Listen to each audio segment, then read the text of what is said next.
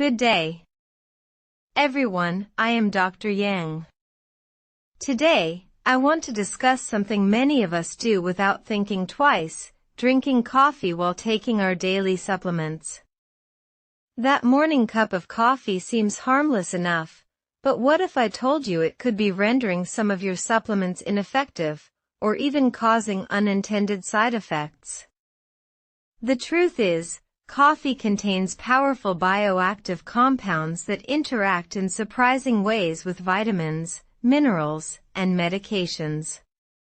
Over the next 15 minutes, we'll explore exactly why coffee enhances certain supplements while sabotaging others, and how you can optimize your routine for maximum health benefits.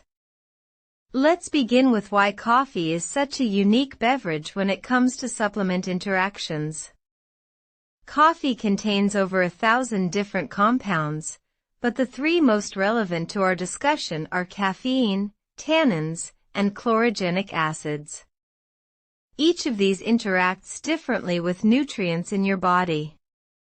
Caffeine, for instance, affects absorption rates and urinary excretion.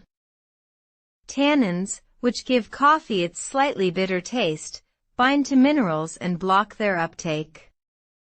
Chlorogenic acids, while beneficial antioxidants, can alter how your body processes certain compounds. Understanding these mechanisms is key to avoiding unintended consequences. One of the most well-documented negative interactions is between coffee and iron supplements. Iron comes in two forms: heme iron from animal sources and non-heme iron from plants and supplements. The non-heme variety is particularly vulnerable to coffee's effects. When you drink coffee with or shortly after an iron-rich meal or supplement, the tannins in coffee bind to the iron molecules, forming a complex that your intestines cannot absorb. Research published in the American Journal of Clinical Nutrition demonstrated that drinking coffee with a meal reduced iron absorption by nearly 40%. For individuals already at risk of iron deficiency, such as vegetarians, pregnant women, or those with anemia, this interaction can have serious consequences over time. The solution is straightforward: separate your iron supplements and coffee by at least 2 hours, and consider taking your iron with vitamin C, which counteracts coffee's inhibitory effect. Moving from iron to bone health, we encounter another problematic pairing: coffee and calcium. Here, caffeine is the primary culprit. Caffeine has a mild diuretic effect, increasing urinary excretion of calcium. While a single cup of coffee may only cause a minimal loss, habitual consumption of 3 or more cups daily without adequate calcium intake can contribute to decreased bone mineral density over time. A longitudinal study published in the Journal of Women's Health found that each additional cup of coffee consumed correlated with a measurable decrease in calcium retention. Magnesium, another critical mineral for bone and muscle function, follows a similar pattern. Coffee doesn't necessarily block magnesium absorption, but it does increase its elimination through urine. For those relying on calcium or magnesium supplements, the takeaway is clear: time your intake carefully. Waiting at least an hour after your morning coffee before taking these minerals allows your body to utilize them fully before caffeine's diuretic effects take hold. Perhaps the most clinically significant interaction occurs between coffee and thyroid medications like levothyroxine. Millions of people take this medication daily for hypothyroidism, yet many unknowingly sabotage its effectiveness by washing it down with their morning coffee. Studies in the journal Thyroid have shown that coffee reduces levothyroxine absorption by 30 to 55%. The mechanism is twofold: Coffee's acidity alters the stomach environment, and its tannins bind to the medication. What makes this particularly concerning is that thyroid hormone levels must remain stable within a narrow range for optimal metabolic function.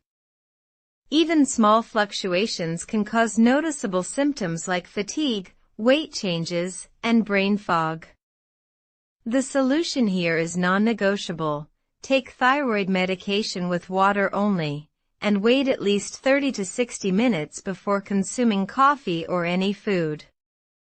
While we've focused primarily on negative interactions so far, it's important to recognize that coffee isn't always the villain in these biochemical stories. In fact, for certain supplements, coffee acts as a powerful ally.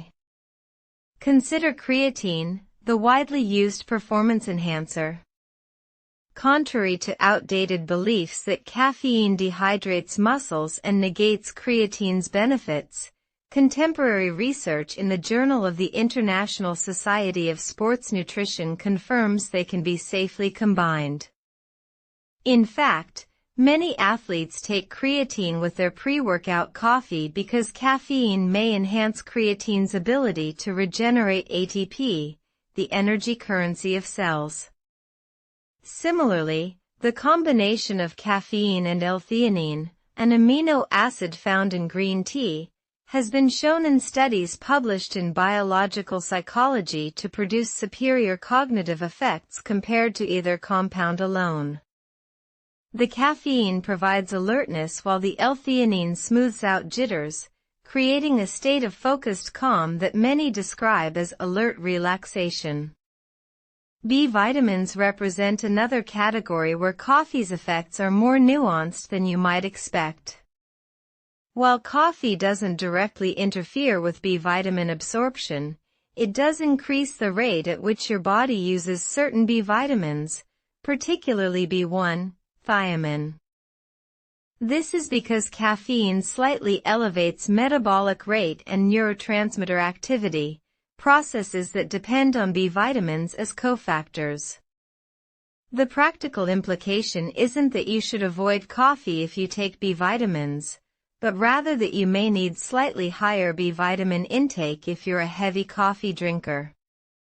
This is especially relevant for vegans and older adults, who are already at greater risk of B vitamin deficiencies. As we near the end of our discussion, I want to address a frequently asked question: does decaffeinated coffee have the same interactions? The answer is both yes and no. While removing caffeine eliminates concerns about mineral excretion and some metabolic effects, decaf coffee still contains tannins and chlorogenic acids that can interfere with iron and thyroid medication absorption. In some cases, the tannin concentration might even be slightly higher in decaf due to processing methods. This means that switching to decaf solves some problems but not others. Timing certain supplements away from all coffee remains important. So what's the practical takeaway from all this biochemistry? First, recognize that timing matters tremendously. Space out coffee consumption from problematic supplements by at least 1 to 2 hours. Second, understand that individual factors play a role. Someone with borderline low iron will notice coffee's inhibitory effects more than someone with ample iron stores. Third, when in doubt about a specific supplement, consult reliable medical literature or a knowledgeable healthcare provider. In closing, I'll leave you with this thought: our bodies are incredibly complex biochemical systems, and what we consume doesn't just provide isolated nutrients. It creates cascades of interactions. Coffee, that beloved global beverage, is far more than just a caffeine delivery system.